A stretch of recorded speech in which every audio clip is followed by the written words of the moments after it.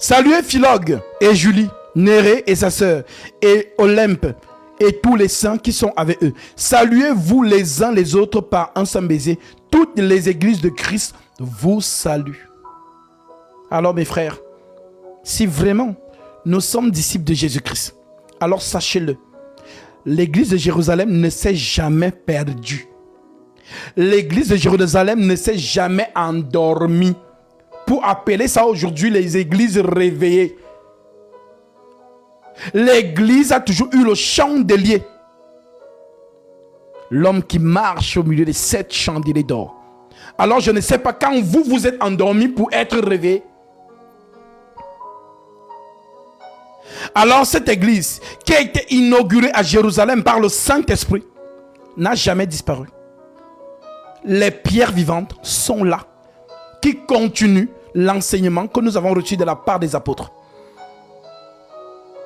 Nous n'étions pas là pour les écouter comme vous êtes en train de m'écouter, en d'autres termes face to face et par ma voix.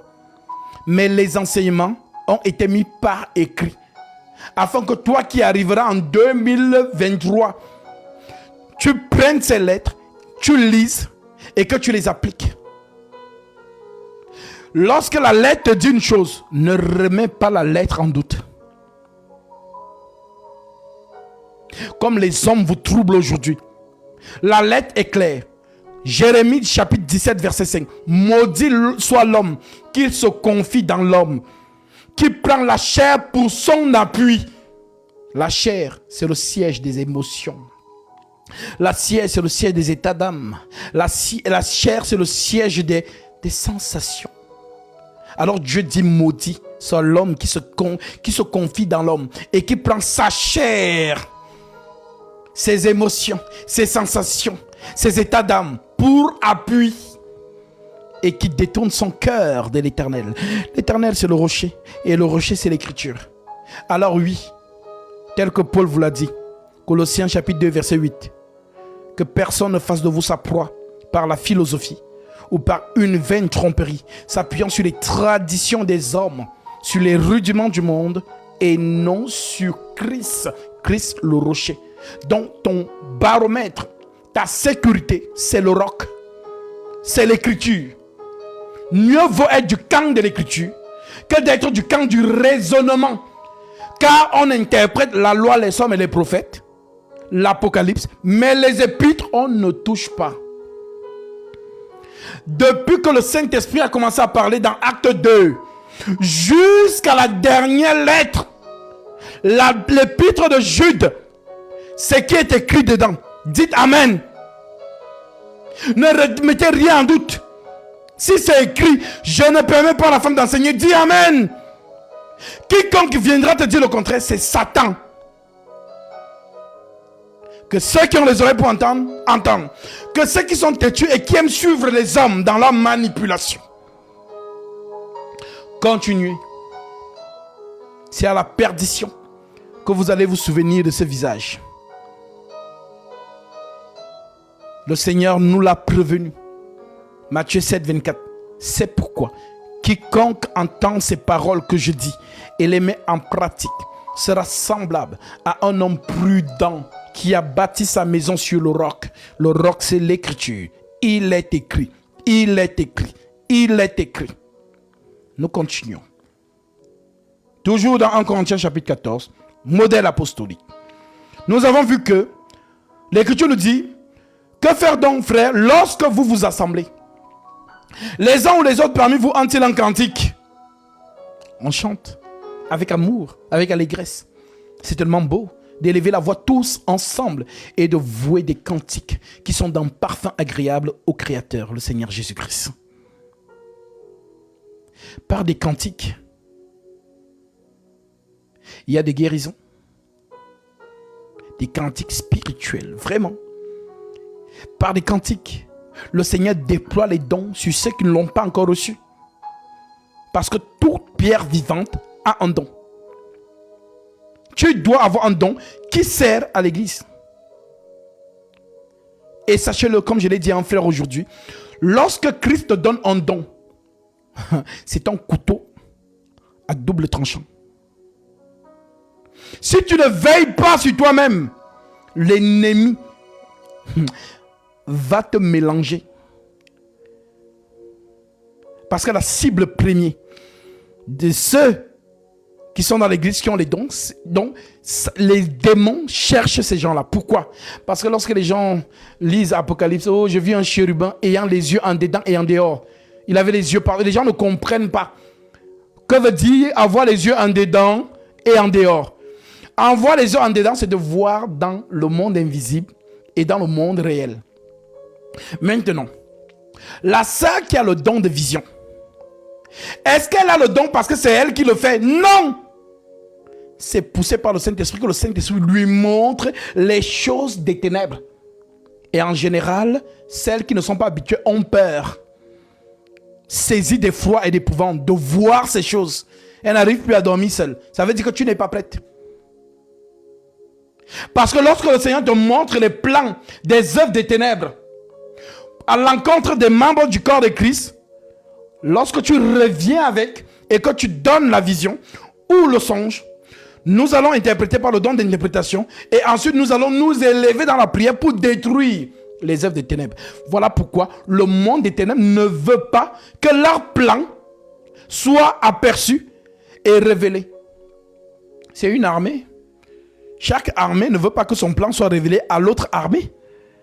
Donc si le Seigneur permet en sorte que par les dons spirituels, le don des visions, dans l'église, où une sœur ou un frère qui a ce don voit, ramène à la surface ce qui a été scellé dans les lieux obscurs à l'encontre des membres du corps de Christ, à ce moment, toute l'assemblée va se lever dans la prière pour détruire les œuvres des ténèbres. Alors ça ne fait pas plaisir au camp de l'ennemi. Alors qui a vu? On va te persécuter. Toi qui vois, on va te menacer par tout genre de menaces. Lorsque notre sœur Gracilla, avant la Sainte Seine, elle voit justement cette entité qu'on lui montre et qui cherchait à pénétrer la maison, mais il n'arrive pas à pénétrer. Pourquoi? Parce qu'il y a la lumière. Elle a été saisie d'effroi. On l'a menacé de lui fermer la bouche.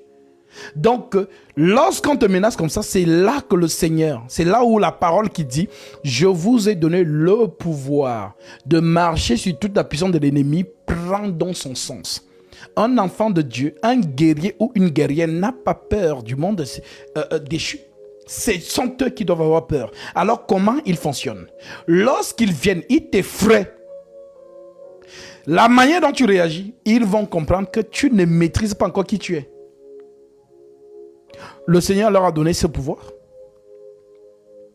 Voilà pourquoi, lorsque tu ne sais pas qui tu es, les faux hommes de Dieu, oh, les sorciers du village ont dit que, oh, il faut s'aimer l'autel, toto spirituel. On vous affaiblit pour que vous soyez justement assujettis à eux. Parce que si tu as peur, c'est lui qui doit faire les choses pour toi apparemment, pour que tu n'aies plus. C'est un mensonge. C'est de la manipulation. Un disciple est un guerrier spirituel. Tu es capable de regarder Satan en face sans trembler. Car l'Écriture dit celui qui est en toi est plus puissant que celui qui est dans le monde. Donc, vous voulez être spirituel, mais est-ce que vous êtes capable de voir et de supporter? C'est ça. Est-ce que vous êtes capable?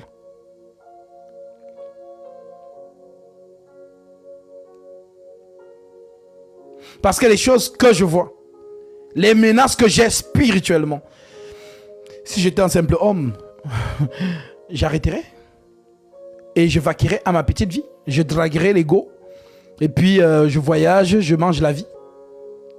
Mais nous sommes morts quant à ces choses. Nous sommes maintenant l'armée de terre du Christ sur la terre. Vous êtes la lumière du monde. Lorsqu'on parle de la lumière du monde, ça veut dire que le monde est ténèbres. Donc, quand Dieu nous voit du haut des cieux, comment il nous voit? Il perçoit la lumière. Ça veut dire que dans tout Paris, s'il n'y a que 6 élus, tout Paris est dans l'obscurité. Il n'y a que les 6 élus là, dont il voit 6 lumières. Donc c'est toute la lumière là qui doit donc éclairer tout Paris, les 6 là, ou les 2 ou les 3. Voilà pourquoi je vous ai dit, tant que vous n'êtes pas conscient de ce que vous faites dans cette génération, la cause céleste, vous allez la prendre facultativement. Mais le jour que vous allez, ça dit, saisir par l'Esprit Saint qui vous êtes sur la terre actuellement, alors vous allez comprendre que non seulement il n'y a pas de temps, mais vous allez porter la cause céleste comme si vous étiez la seule étoile sur la terre.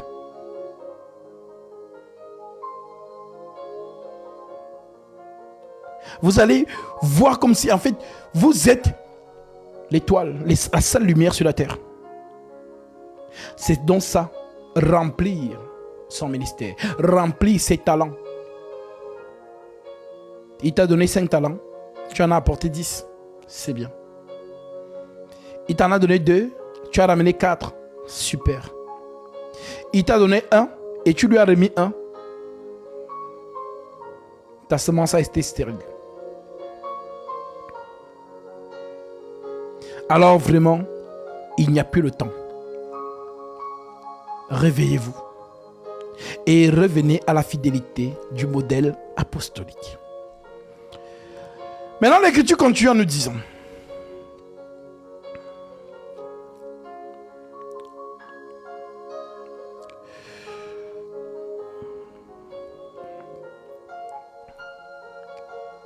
verset 27. Verset 26. Que faire donc, frères, lorsque vous vous assemblez? Les uns ou les autres parmi vous ont-ils un cantique, une instruction? Instruire, c'est quoi? C'est l'enseignement.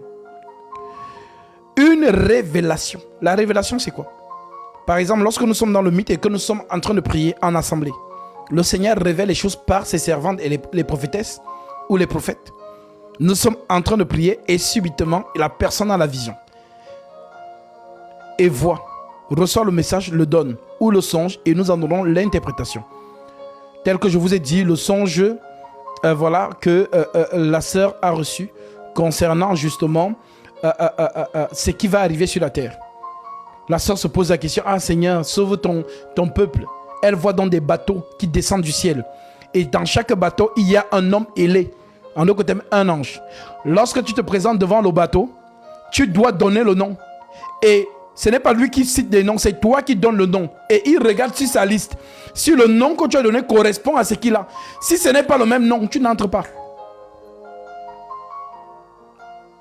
Alors, le nom là, c'est quoi? Je vous ai donné Apocalypse l'autre jour, quand j'interprétais le songe de la sœur. Je lui ai dit, mais le Seigneur t'a montré. À celui qui vaincra, je donnerai un caillou blanc. Et sur ces cailloux, un nom est écrit. Et c'est seulement celui qui reçoit ce caillou qui connaît le nom qui est inscrit.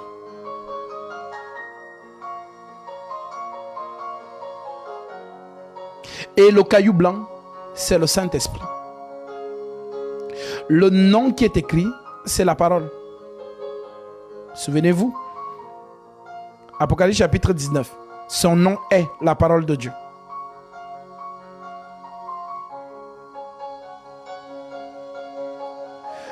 Alors, peuple de Dieu, restez dans le modèle apostolique. Toujours le Monseigneur apôtre nous dit: une instruction, dont on a dit l'enseignement, une révélation, ce qu'on reçoit par les prophètes au milieu de l'assemblée, une langue, donc quelqu'un qui parle en langue, une interprétation. Car lorsque le Christ déclenche une langue dans l'assemblée des saints, le Christ donne l'interprétation. Pour que tous ceux qui sont réunis reçoivent le message donné. Voilà pourquoi l'Écriture dit: en est-il qui parle en langue, que 2 ou 3 ou plus parlent, chacun à son tour, et que quelqu'un interprète. Donc dans l'assemblée, nous devons avoir le don de l'interprétation.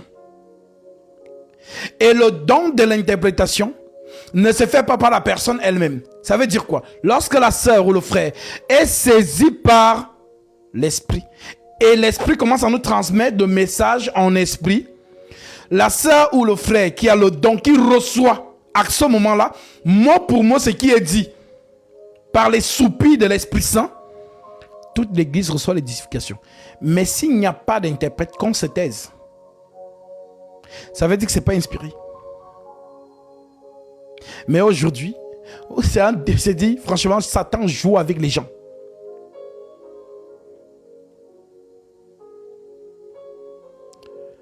Que le Seigneur vous permet de demeurer dans la fidélité de sa parole.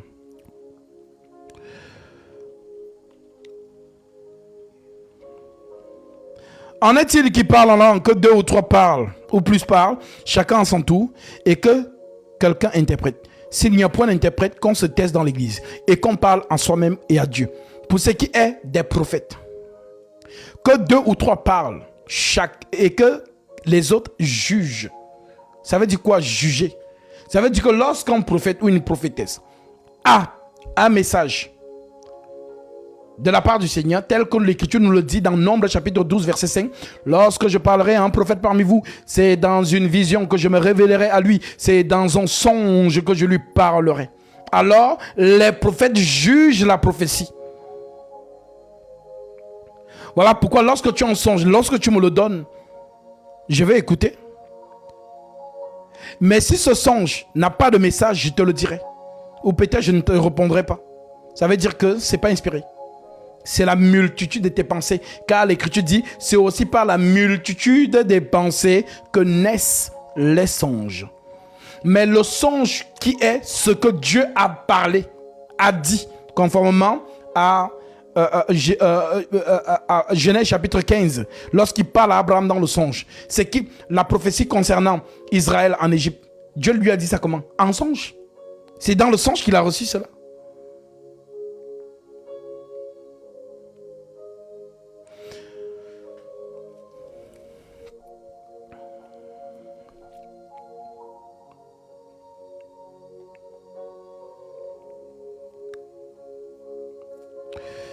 Pour ce qui est des prophètes, que 2 ou 3 parlent et que les autres jugent. Et si un autre qui est assis à une révélation, que le premier se taise. Car vous pouvez tous prophétiser successivement afin que tous soient instruits et que tous soient exhortés. Donc si tu dis quelque chose et que l'église n'est pas édifiée, ce n'est pas inspiré.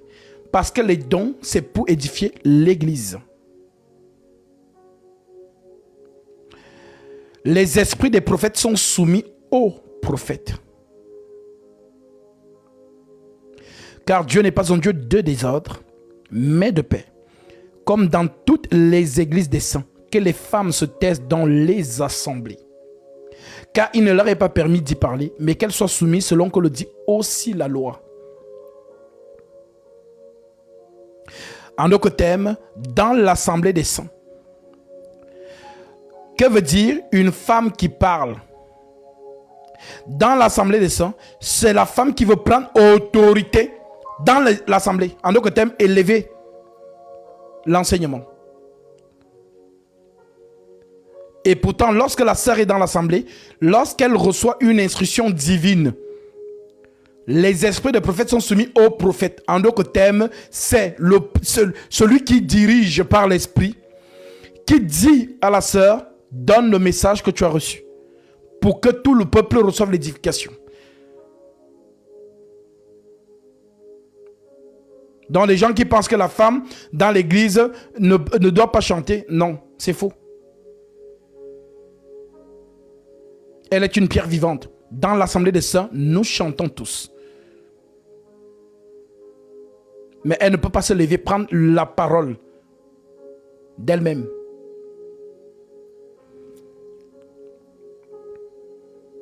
L'Écriture dit maintenant, si elles veulent s'instruire sur quelque chose, qu'elles interrogent leur mari à la maison, car il est malsain à une femme de parler dans l'église. Est-ce de chez vous que la parole de Dieu est sortie, ou est-ce à vous celle qu'elle est parvenue? Si quelqu'un croit être prophète ou inspiré, qu'il reconnaisse que ceci est un commandement du Seigneur. Et si quelqu'un l'ignore, qu'il ignore. Vous avez compris? Donc dans l'assemblée des saints, la femme ne se lève pas pour prendre autorité, pour enseigner. Voilà pourquoi il souligne en disant que si quelqu'un croit être prophète ou inspiré, qu'il reconnaisse que ce que je vous écris est un commandement du Seigneur. Et nous savons que les commandements du Seigneur, c'est celui qui même garde mes commandements. Donc vous avez vu beaucoup de femmes, elles disent qu'elles aiment Jésus, mais elles désobéissent aux commandements. L'hypocrisie. L'hypocrisie. Aimer Jésus, ce n'est pas les sensations, c'est mettre en pratique ce qu'il a dit. Comme il le dit lui-même, Luc 26, Luc chapitre 6, verset 46. Pourquoi m'appelez-vous Seigneur, Seigneur, et ne faites-vous pas ce que je dis? Alors, ce que je veux te dire ce soir, toi, ma sœur qui m'écoute, toi, mon frère, l'écriture est ta ligne de conduite. Mieux vaut être un avec l'écriture que d'écouter les raisonnements qu'on te sorte de la pensée de l'écriture. Même si je ne suis pas là, que l'écriture reste ta sécurité. À chaque fois qu'un homme va se placer devant toi pour te parler, demande-lui c'est écrit où. S'il veut introduire le raisonnement dans l'épître, n'accepte pas. C'est la ruse.